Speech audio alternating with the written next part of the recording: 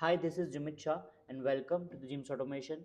So today we'll understand how you can check the quality of this PLC battery. Please note that every PLC has a battery backup. Okay, so for this PLC, if you open this slot, there is a battery inside, and this battery maintains your real-time clock.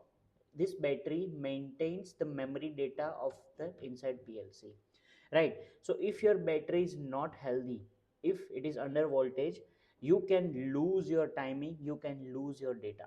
So it is very important to check the healthiness of this battery. If you'll see carefully, it is showing you 3 voltage. Okay, so this is my 3 volt battery. So it is important that there must be 3 volt all the time. So if you check, if you want to check, then this is my normal multimeter. I can simply click on DC voltage. Okay, and simply I can check the voltage. See, it is showing me 3 voltage as of now,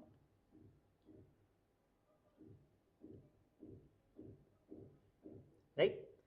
That means my battery is healthy. Okay, if it is under voltage like 2 voltage or 1 voltage, then you need to definitely change this battery, or else you can lose your data, you can lose your uh, timing of this PLC. Please make sure that you uh, change the battery periodically after every 5 years. This is normal life cycle of this PLC battery. And as of now my power is off. Okay, my PLC is off, there is no 24-volt supply, PLC is not energized.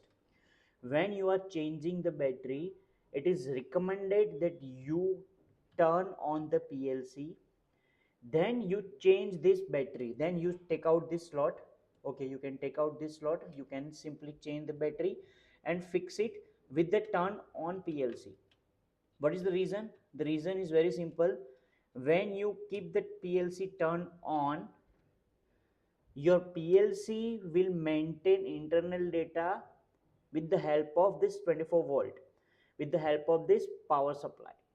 But at the time if it is off, and at the time of during off power supply, your battery is maintaining real time clock.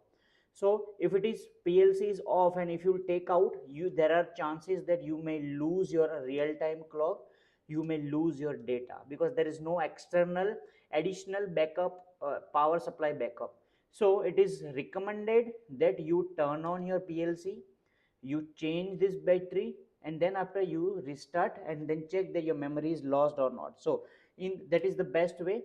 So this is how you can change the battery, this is how you can check the healthiness of this battery. It must be maximum, you can minimum you can go up to 2.5 volt.